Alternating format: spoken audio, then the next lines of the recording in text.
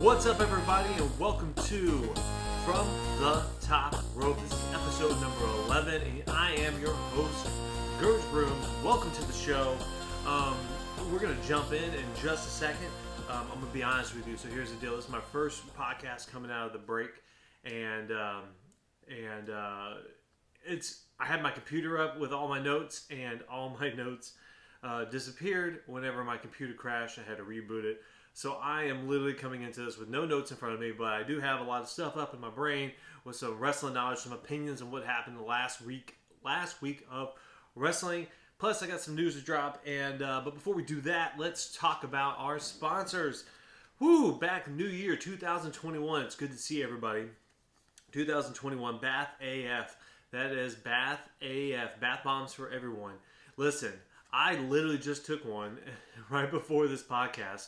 I did a new run on my new Peloton that I got my wife for Christmas, and I decided to take a nice hot soaking bath and dunk one of my bath bombs from Bath AF in with the bath with me. And let me tell you something, it changes the game for your soak, relaxation, experience, whatever it might be. Bath AF, check them out on Instagram at I Love Bath AF.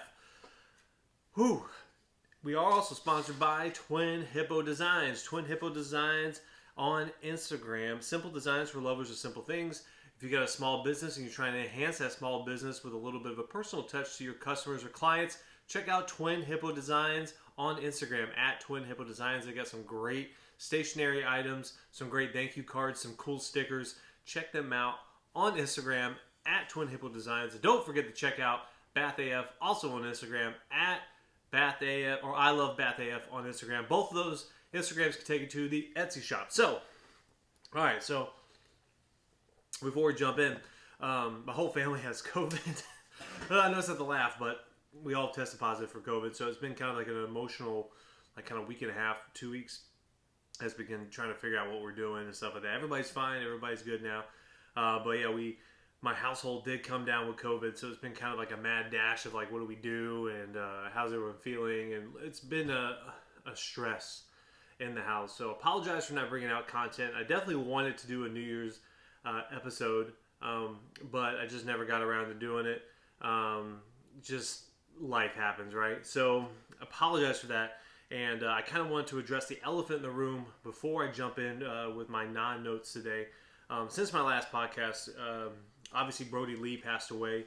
And I just want to take a minute to talk about what that means and talk about my feelings on that. So I'm gonna be honest with you, I didn't know Luke Harper. I didn't really know him that well. When I started watching wrestling again, he was he tag teaming?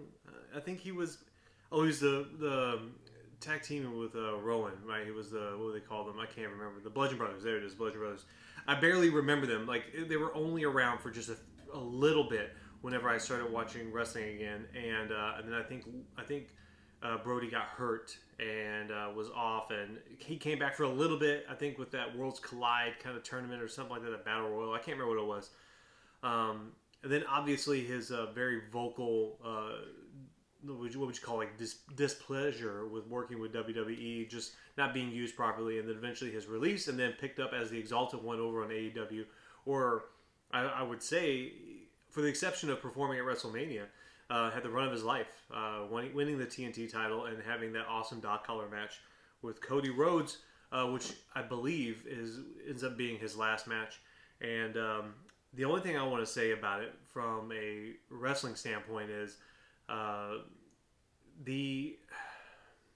it sucks whenever someone is finally on that groove that they feel they need to be on, and then for something like this to happen.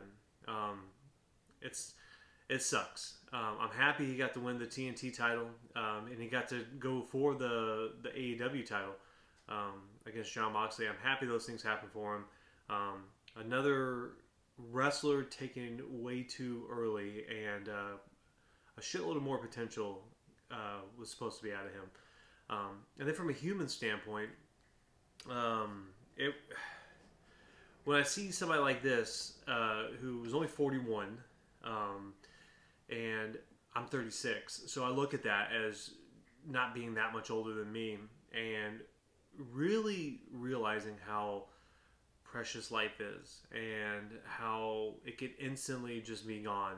And if you don't take anything out of that, you should take out um, live life in the moment as if it's your last, and enjoy life and enjoy everything that there is to enjoy about life. Enjoy your family, enjoy your hobbies, enjoy your work, whatever it might be.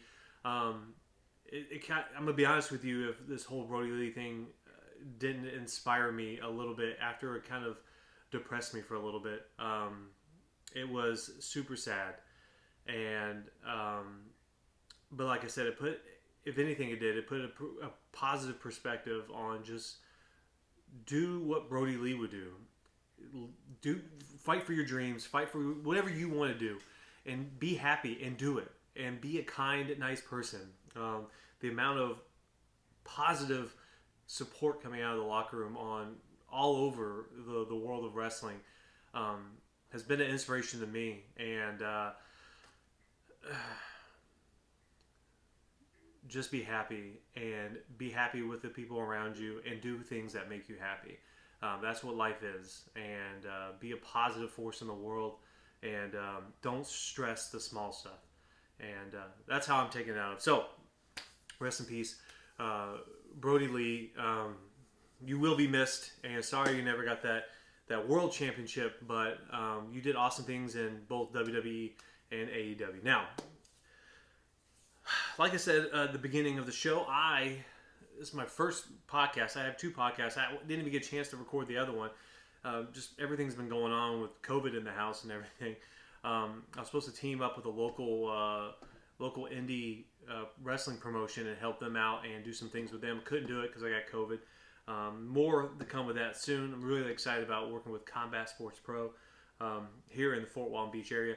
But let's talk about the wrestling that happened this week. I don't have my notes, like I said at the beginning of the show. It's just, life has been crazy, so fuck it. We're just gonna wing it, okay?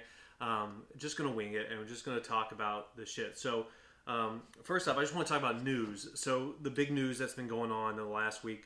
I kind of have some stuff on my phone that I keep track of, so I can kind of go off of this. One of the things I saw that AEW is looking at leaving Daly's place and heading down to Miami, maybe for like a month and a half.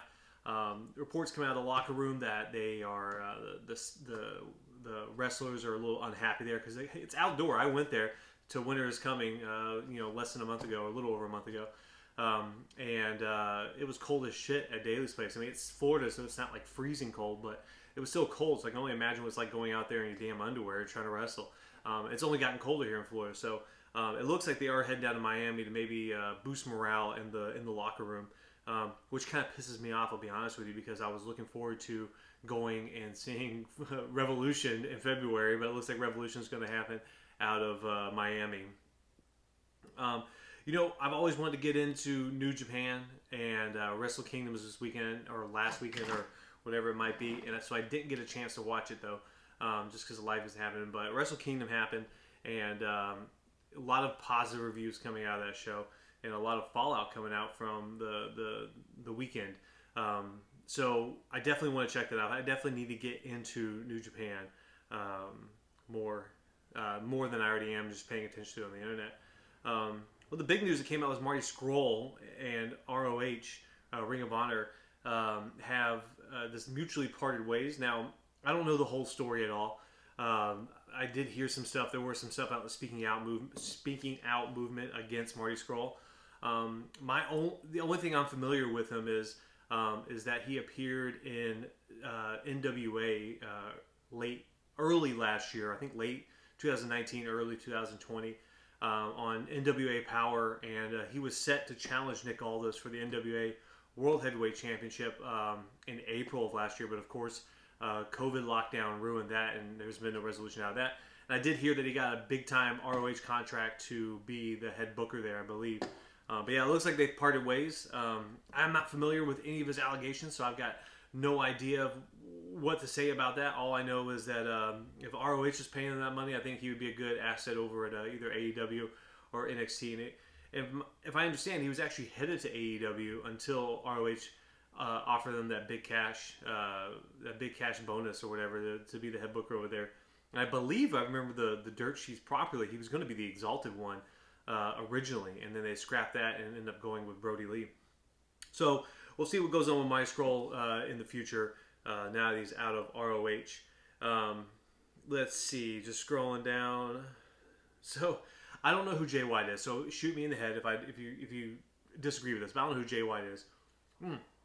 He's from New Japan, and looks like he's done with New Japan. And apparently, the rumors are in the locker room is that WWE is really after him, and apparently he has a respect too in the locker room.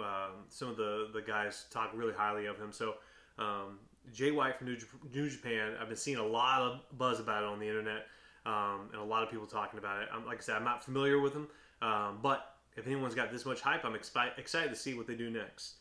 I'm just going through my notes. What the hell happened with Lacey Evans and Cardi B? I know that we'll talk about Monday Night Raw in a minute, but Lacey Evans having like a Twitter feud with Cardi B. All right, so apparently they did the whole name drop thing on Monday Night Raw, and then there's a bunch of Twitter nonsense from Cardi B talking about how she used to watch wrestling, and then she kind of started name dropping some people and started talking about some things. Well, then. So Cardi B, she posted on Twitter, this is not how my WWE debut was supposed to be. Vince McMahon, count your fucking days. All right, that's what she said. And then Lacey Evans, careful what you wish for, you nasty. First off, I fucking hate when she says that, but whatever. Careful what you wish for, you nasty. We aren't Nicki Minaj. You'll get sent home with more than a busted eye. And then they go on. She goes to talk trash. Cardi B talk trash to Lacey Evans. Whatever. Apparently, Lacey Evans and Cardi B are in a Twitter feud. And I'm trying to figure out, and I think this is like kind of the beauty of wrestling sometimes, is you're trying to figure out if it's a work or a shoot. And I don't know if I'm being worked or not. And I'm excited to see what happens. We are getting into WrestleMania season. Royal Rumble is just a few weeks away. So I could definitely see WWE trying to do something with Cardi B and WrestleMania. Let's keep going. Oh, it looks like coming out of the dirt sheets. It looks like 2 NXT call-ups are scheduled. One was supposed to already happen. That was Damian Priest. But it looked like either Roman Reigns, I think it was Roman Reigns, said no, this wouldn't work. Right? It doesn't make sense. And they kind of backed off on that. The other one, it looks like it's Rhea Ripley. After her awesome match on Wednesday night, and eventually her loss on Wednesday night, definitely looks like the next direction for her is to move up to the main roster, which sucks because we've seen exactly what the main roster does to any NXT call-up. I'm going to be honest with you, no NXT call-up in the last 2 years has been worth a damn. Please at me if I'm wrong, but it's been pretty bad for them. So I don't know what else there is for them to do in NXT, but also going up to the main roster could be bad. And I'll be honest with you, Damian Priest still needs to be down in the main or down in NXT for a little longer. I don't know what going up the Raw or SmackDown is going to do for him. Yeah, it looks like they canceled the Fight Pit this week too, and it was a segment on NXT where they talked about I forget their names. Timothy Thatcher. Jesus Christ. I want to say Wardlow. That's not right at all. Shout out to Wardlow. But it looked like there was an accident. It looked like it could have been a shoot. Talking about he was injured during practice, and it seemed like logical. But apparently this is a work, and he's not actually injured. And there's some type of logistical issues with the Fight Pit that they had to kind of work around. It couldn't resolve before New Year's Evil. So the plan is still to move forward and still have some type of closeout match with Timothy Thatcher and Tommaso Ciampa. And I'm just going through making sure I'm getting everything. I'm just going down. We'll talk about the Snoop Dogg splash here soon. Oh my god, it was awesome. Favorite part of the week. And then, oh yeah, that's right. WWE announced an India special. Everybody knows everyone's heard that they're doing NXT India coming up, and they announced on the 26th of January there will be a India special called WWE Superstar Spectacle. I don't have any details about who's on it or what's going on, but on the 26th of January there will be the Superstar Spectacle, an India special for WWE. And just making sure I'm not missing anything. And then I had a list of the Royal Rumble entrants that they announced this week, and I believe, I remember off the top of my head, I think Otis was officially announced, AJ Styles was officially announced, Bayley and Bianca Belair I think were officially announced. Oh, and Charlotte Flair. Those were your official announcements of the participants in the the Royal Rumble coming up, and I believe it's January 30th. Not too far away. Super excited about the Royal Rumble. So, I don't remember what else my notes were because they're gone. I just kind of had to go on my phone and see what I saw, and if I think of something, I'll say it. So, let's talk about the week of wrestling. All right, guys. Now I got the news out of the way. So, like I said, I'll have my notes in front of me, so I'm going to go to the memory. And I watched a shitload of wrestling this week, all while trying to battle virtual kindergarten for my kids, virtual 10th grade for my son. He's here too. My oldest son's with me. And then doing stuff with him. My wife's been sick. My grandma's been sick. Everybody's been sick. But I've been trying to watch wrestling the best I could. So let's talk about that dog shit turd that was Monday Night Raw. I don't want to harp on it because I don't want to just sit here and bash Monday Night Raw. But I can't. It pisses me off because they apparently got talked to by either USA Network or Vince McMahon, Triple H, or Stephanie McMahon. Somebody up in the higher ups of whatever, whether it be the network or WWE, was like, this is bullshit, our ratings are trash, we gotta fix it. And this is what they came up with. It's a dog shit show. I'm not even gonna go into all the details because I don't care to go over the details, but we'll talk about some of the high points that I can remember off the top of my head. Hulk Hogan bit was weird. Anytime they use a legend, except for Teddy Long coming out and telling the New Day and the Miz and Morrison that they're going to go one-on-one with The Undertaker was the best. And so I like Teddy Long, and I love anytime he would say one-on-one with The Undertaker. I like watching those clips on YouTube where it's like just every time he does it, and it's over and over again. One-on-one with The Undertaker. I love it. So he got me. All right, you got it. Let's see, what else can I remember? The Keith Lee Drew McIntyre match was a good match. It was fun. I still don't like the way they're doing Keith Lee. I don't like his outfit. I don't like his music. He's everything special about him is gone. Damn, I had some other notes. Oh, that's right. The Charlotte Flair Ric Flair shit. What the hell was that? Like, what was that? Like, first off, it was like the weirdest trip up. Ric Flair tripped up Charlotte Flair, and then she was like brutally mean to him. Then wasn't she a face like last week? And she was like shitty to him, man. Like, I don't know what the hell they're doing down at Raw. And in my understanding, it's Raw and SmackDown are pretty much written by the same people.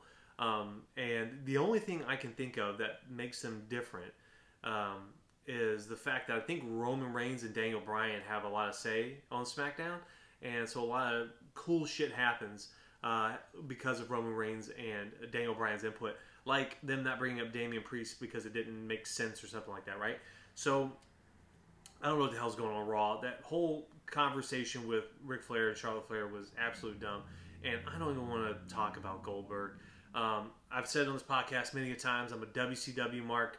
They had me in 98, 97, and they had me, man. I was watching it. The streak was real to me, okay? And but I don't like how Goldberg just rolled out and just got a number one contenders match just straight up, and I don't appreciate that. And I don't know what the hell he was talking about Drew disrespecting legends. I read something online that there was supposed to be Drew was supposed to like cut a promo or something like that, and ended up getting scrapped. But Goldberg's part of the promo wasn't scrapped. So, and this was all like right before it happened. So, I'm assuming it's because of time. I think their match went over or something like that. The Keith Lee, Drew McIntyre match went over. But without the other part of the promo, without the Drew part of the promo, whatever the hell Oldberg was talking about didn't make any sense. So, it was really weird, and I'm not happy to see Goldberg back in, mainly because I was really upset last year whenever the Fiend lost in Saudi Arabia to Goldberg. I'll be honest with you, that pissed me off. So I don't want to see Drew McIntyre lose to Goldberg. So please don't let it happen. Other than that, I can't remember anything else about Monday Night Raw that's worth mentioning here. I'm still excited to see what's going on with the Fiend. They got me with that. I'm excited to see, even though they kind of made it weird this week. I don't know, but I've seen rumors or people talking about it on the internet about how the Fiend or Bray Wyatt's going to come as the three faces of Bray Wyatt.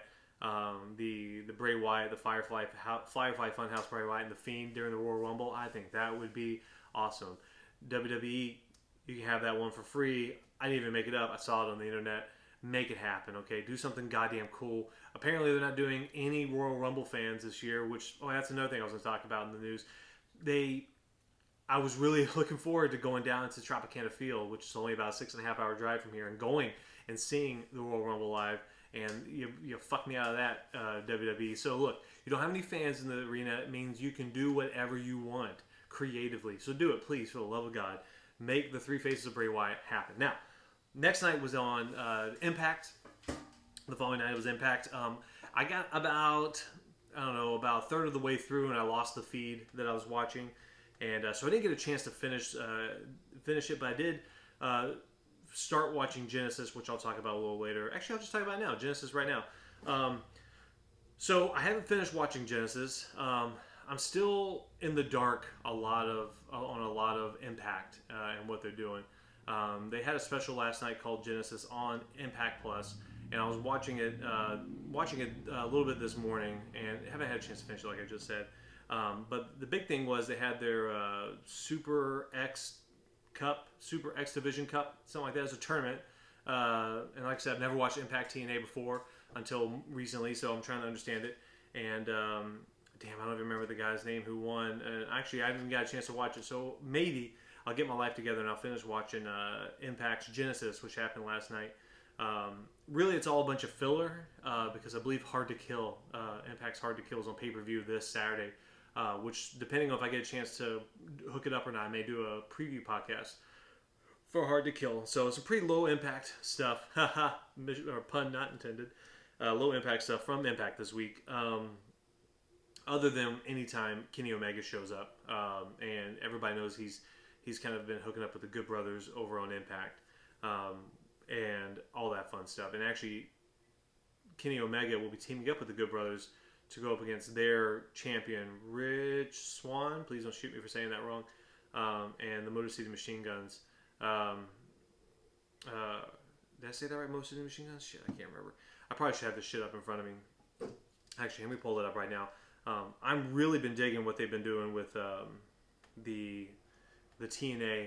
I'm sorry, the Impact and AEW crossover stuff. It's got me excited to actually watch Impact. I was watching it kind of like more of like a curiosity, but now I'm really interested. Rich Swann. Yeah, thank you. Rich Swann and Motor City Machine Guns versus Kenny Omega and the Good Brothers. Hard to Kill, Saturday, January 16th. That's this Saturday. And so I might do a preview podcast talking about that. But that's really all for Impact this week.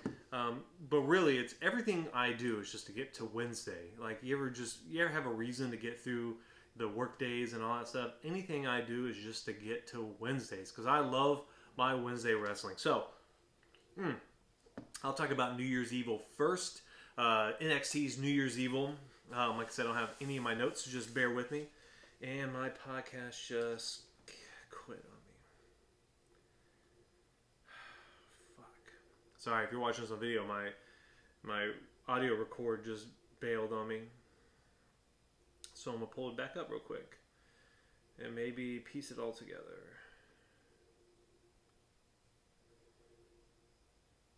Alright, recovering project. Alright, boom. Alright, if you're listening to this, we are back. Alright, yeah. Alright, got my audio recorded back. Hopefully it's right. Hopefully it's saved right.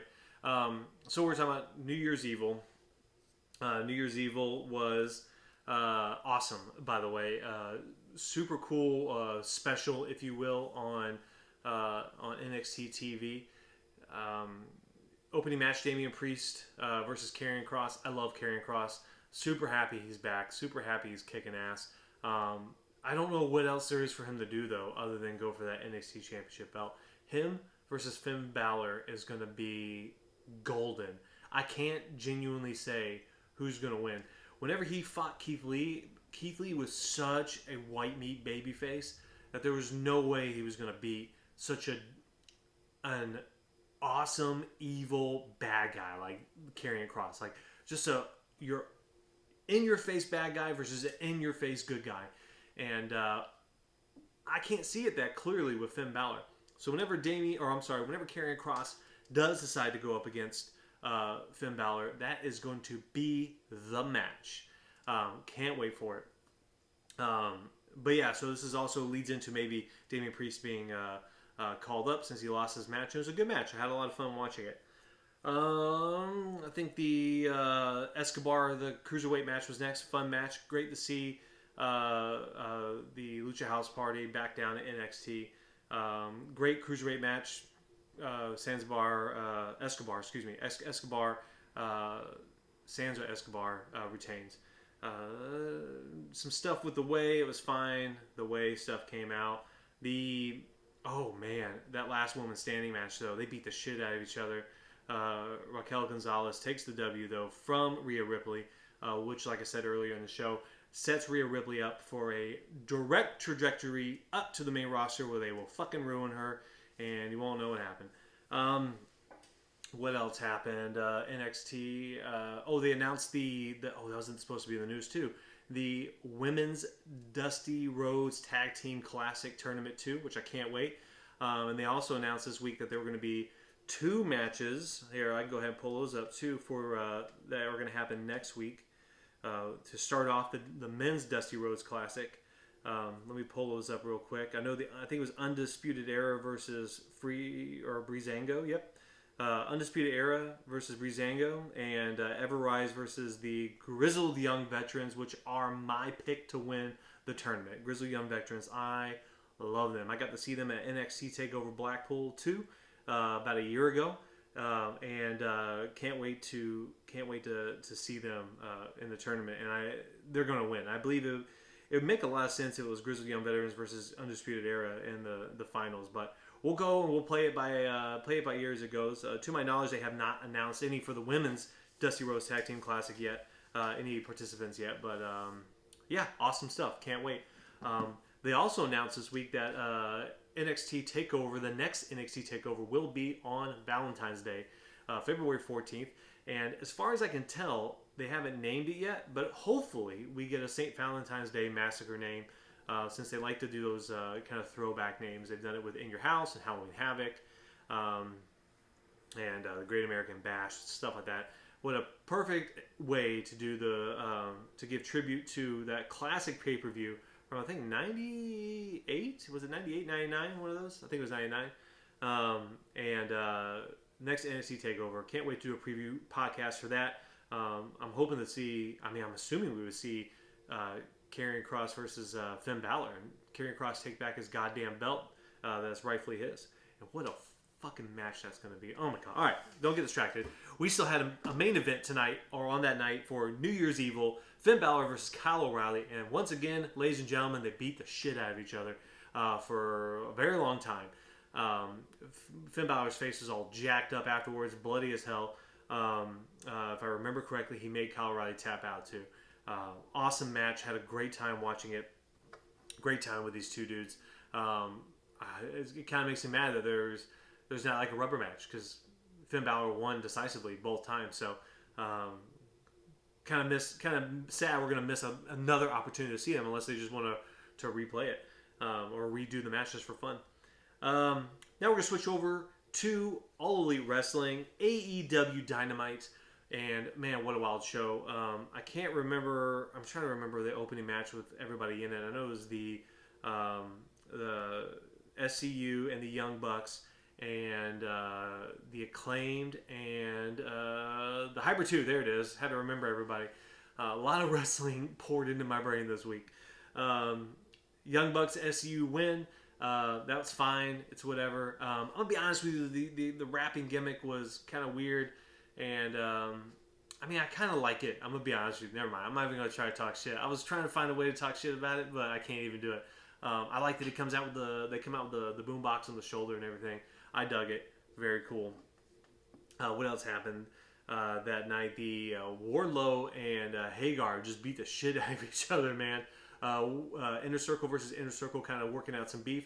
I definitely dig how this is all weaving into the storyline of the kind of like the turmoil and the what I would eventually refer to as the breaking up of the Inner Circle.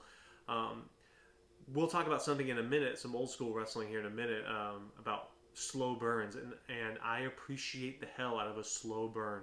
And whatever's going on with the Inner Circle right now is a slow burn, and I love it.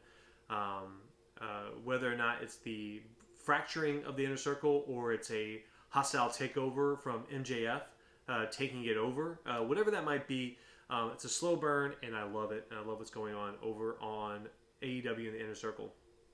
Let me get a sip. I have no idea how much prep work I put in those goddamn notes, and now they're not here anymore. And my computer's crashing. My Audacity, my program that I use to record my audio, it crashed on me. It's just a hot mess. I don't know what the hell's going on. All right, so the two main events, the Hikaru Shida versus Abaddon for the Women's Championship. To be honest with you, it was fine. I didn't think Abaddon was going to win, but there was some cool horror stuff going on. It's fine. Hikaru Shida wins. It's fine. They just need to figure out what the hell they're going to do with Britt Baker and make her the goddamn champion already.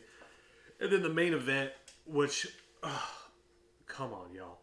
The main event. Rey Fenix versus Kenny Omega for the AEW World Championship. And, man, they put on a banger, y'all. Banger. Great show. Great match.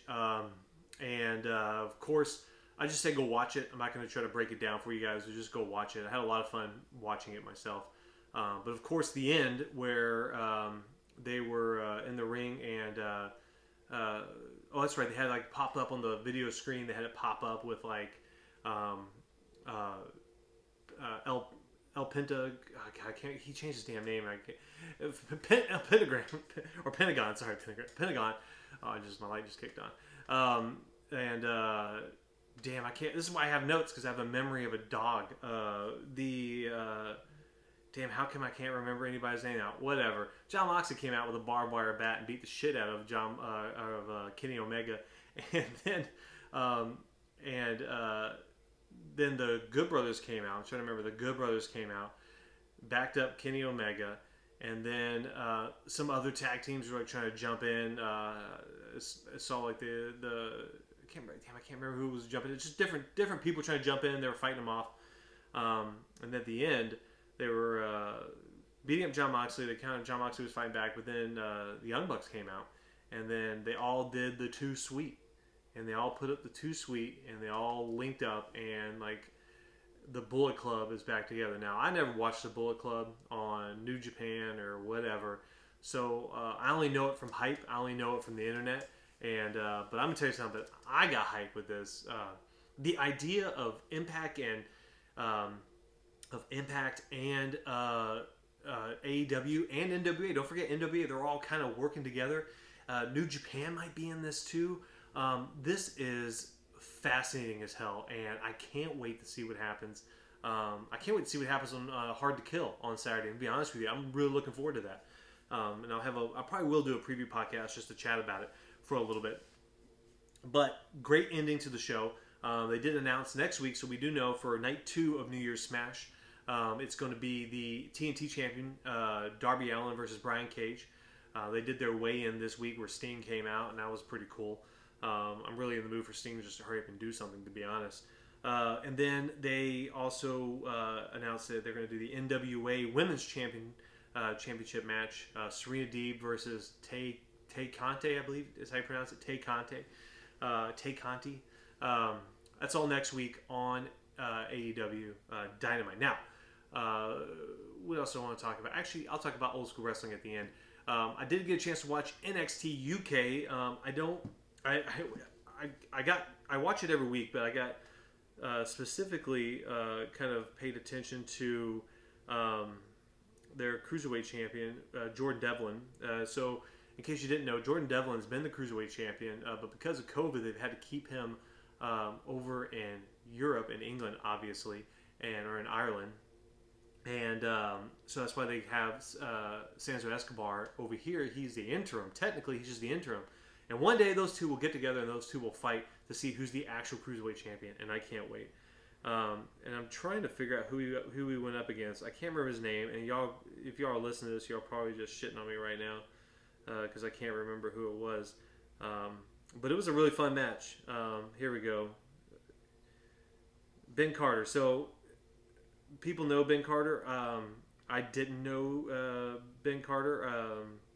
I hear that he's awesome, and they had an awesome match. Jordan Devlin and Ben Carter. They also had Jenny and damn, what's her name? It doesn't matter. Jenny became the #1 contender for the NXT UK Women's Champion, and I'm not sure when that match is happening. But NXT UK was good. Jordan Devlin is awesome. He retained his Cruiserweight Championship, and if you're not watching NXT UK, you should definitely be checking it out. I have to watch so much of it, and I really did. I was trying to watch wrestling this week, but it was really hard, and so apologize for my memory being all over the place. A lot going on in my life, but this has been a very nice release just to sit down and bullshit about wrestling today and look into my camera and sit here with my computer crashing. It's been fun. And then SmackDown happened. SmackDown was Friday night, and so SmackDown was a good show. So first off, Robert Roode, Dolph Ziggler are your new SmackDown tag team champions in a barn burner of a match. Fantastic match against the Street Profits. I'm assuming there will be a rematch at some point, maybe at a pay-per-view. But yeah, they've obviously been building them up. I'll be honest with you, the match was fun.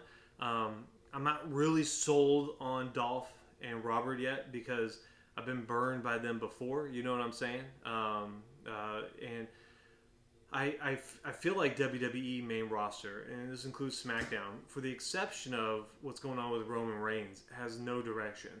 And especially on SmackDown, now that Sasha Banks and Bayley's feud is over, there's really no direction over there. So even with them getting the titles, it's cool, it's whatever, but like, who cares? I mean, I'm not trying to be a pessimist about the situation. I just know what I know. I've seen this before, and here we are again. But I'm hoping they change my mind because what they're doing with this Roman Reigns storyline is phenomenal. Now, let's talk about the Gauntlet. So the Gauntlet announced earlier in the night, the #1 Contenders Gauntlet for the Universal Championship at the Royal Rumble, announced by Adam Pearce, and Roman Reigns is just the baddest he is such a good, bully, just a fucking asshole, you know what I'm saying? And him, I don't know, he was kind of talking shit to Adam Pearce earlier in the night, and whatever. Big things you know. I already talked about the Tag Team Championships changing hands. Intercontinental Championship match between Big E and Apollo Crews. That was awesome. Ended up in a draw. Then they restarted the match, and then Big E wins. Then, of course, now get to the Gauntlet. So the Gauntlet started off with Sami Zayn and Rey Mysterio Jr. Rey Mysterio Jr. was the first out. Sami Zayn bringing his camera crew out and talking shit about conspiracies and all that stuff.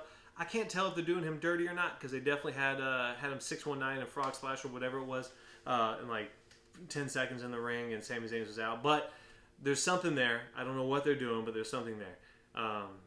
The next one up was, I believe it was Shinsuke Nakamura. Since Shinsuke beats Rey Mysterio, and then I believe that's when Baron Corbin came out, did some attacking stuff, and then Baron Corbin also loses Shinsuke, and then it was Shinsuke versus Daniel Bryan. What a fucking match these two put on. And Daniel Bryan loses clean to Shinsuke Nakamura. What is going on over there? So at this moment, we're like, okay, Shinsuke is now your #1 contender. But, of course, Roman Reigns, Adam Pearce, and Jey Uso come out. And Roman Reigns and Jey Uso beat the living shit out of Nakamura. Beat him up good. They put Pearce in the ring. They super kicked. That super kick was sweet, man. I love the Usos super kick so much. I love it when they get a good leg slap and you can't see it. And it just, bam, feel it right in the face. Adam Pearce sold it. Drops to the ground like a sack of potatoes. And damn Roman Reigns points at the ref and tells him to ring the goddamn bell, and then of course they put the Adam Pearce over Shinsuke Nakamura, and Adam Pearce is now your number one contender, the winner of the gauntlet, and he will face Roman Reigns at the Royal Rumble for the Universal Championship. Now, so I'm gonna be honest with you. When I first saw this, I saw it before I watched it. I saw it on Instagram before I watched it. I saw what happened, and I was annoyed at first. Okay, annoyed, and I was annoyed because I was like, "What the fuck are you doing, WWE? Like, what the hell does this even mean? Why is this happening? What are you doing? Do you hate us? Do you not like us anymore? I don't know what to tell you." But then I watched it, and then I thought about it, and then all the posts, people were flooding the posts of Adam Pearce, who I have no idea who the fuck he is. I've got no clue who he is. 5-time NWA champion. Hasn't wrestled a match since like 2014. And then I thought about it. I was like, wait a minute, this is some bullshit that Roman Reigns would do too. You don't tell me, Adam Pearce, who I'm wrestling. I tell you who I'm wrestling. Because I'm the head of the table. I'm the tribal chief. And goddamn it, guess what? I'm wrestling you now. That's what I'm doing. So when I really thought about it, I'm like, this is exactly something Roman Reigns would do. And shit, Adam Pearce, 5 times NWA World Heavyweight Champion. Hasn't wrestled a match in 6 years or 7 years now, but fuck it, I can't wait. If you want to talk about a shocker, they shocked me, and they did, and I can't wait to see how Adam Pearce handles this shit next week. So good job, WWE, you got me hooked. And then also in the middle of all this, Sonya Deville is like Adam Pearce is like I wouldn't call her an assistant, like maybe like a second, like a right hand woman or something like that. Nice to see Sonya Deville back too, by the way. But yeah, SmackDown, way better than Raw. Raw sucks ass. I hate even having to watch it, but I like still being in the loop, so I watch the highlights. But ladies and gentlemen, that was your week in wrestling. I did have these written out, and I'm going to try to remember them off the top of my head. Before we get into previewing this week, I kind of want to talk about kind of the best of the week and what I thought was the best. So, best moment of the week is a tie, because I didn't talk about it earlier because I forgot, because I don't have my damn notes in front of me, so I'm going to talk about it now. That Snoop Dogg frog splash off the top rope. Lord, it couldn't get any better than that. It made me so joyous to watch Snoop Dogg fall off the top rope and land and like sort of land on his knees. I don't even know what the hell happened. But moment of the week is tied. One goes to Snoop Dogg and his awesome frog splash on AEW Dynamite, and the second one goes to which one was it? Was it I'm trying to remember what I actually said. I want to say it was the NXT Championship match, Finn Balor and Kyle O'Reilly. And actually, my wrestler of the week also goes to Finn Balor. Just looking at his face, he's all bloody after the match, and just the anger, and then if you want to talk about a guy who's selling the character, he's selling the character right now, and it's fantastic.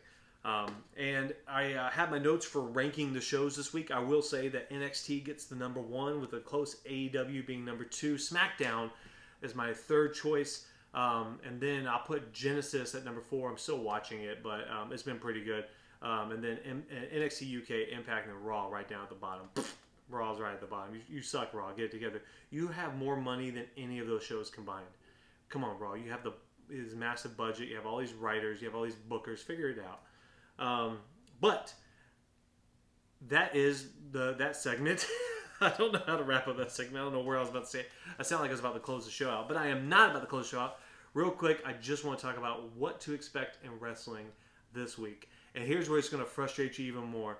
I believe tomorrow night, Monday night on Raw, it is going to be Randy Orton versus Drew McIntyre again in a non-title match. What the hell are they doing? I've got no idea. We've seen that match 100 times. But here we go again, non-title match, Randy Orton versus Drew McIntyre. And then Impact, I couldn't find anything on Impact, but they're all leading into Hard to Kill, which is this Saturday on the 16th. This Saturday is Hard to Kill.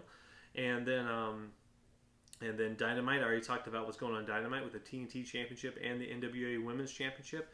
NXT, I already talked about that with the Dusty Rhodes Classic matches. And then Friday Night SmackDown, I haven't really read anything of what's going on there. Walter versus A-Kid for the NXT UK Championship on NXT UK this week. That's Thursday night. And I kind of want to close the show off with talking about some classic wrestling. I would have put it in earlier, but it didn't feel right. So I watch classic wrestling a lot. I love watching old wrestling stuff on the network. I definitely get my money's worth out of the network. And I decided, I've talked about it in the podcast before, I went back a few years ago. I went back and started watching the first Raw of January in 1998. And I started watching every Raw. And then when it would get to the pay-per-view, I'd watch the pay-per-view. And then I go back to Raw, and I kind of do that back and forth. So I can catch the entire story. When the brand split happened, I went to SmackDown. When they introduced ECW, I started watching ECW. And I ended up consuming a lot of wrestling content, kind of in the background. I watch it, and I just kind of have it on in the background, like when I'm working or hanging out or something like that. It's like background music to me.